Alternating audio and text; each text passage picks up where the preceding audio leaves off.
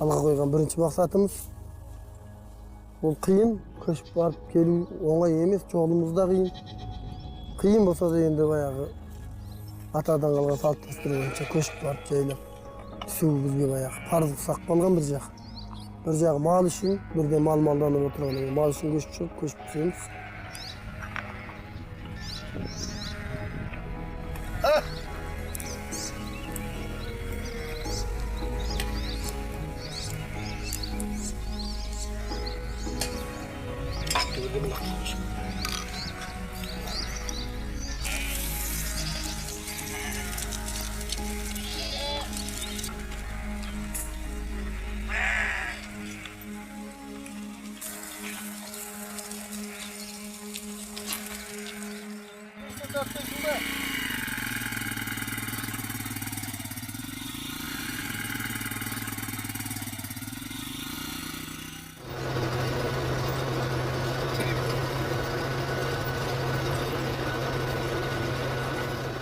Özüm Serkbol деген жігіттің осы Байнордың тумасы сүйегім Қарақас.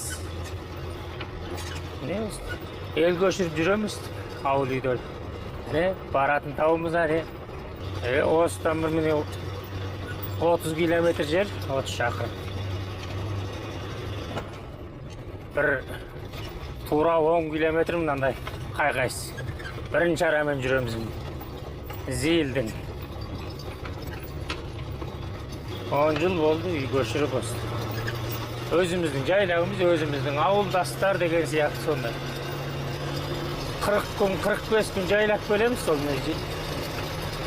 6 айдың 20-сынан бастап сол 8 айдың 10-15-те сол қайтып еңкейіп түсеміз. Ол кезде суытып кетеді таудың басы. Қар жауады деген сияқты сондай.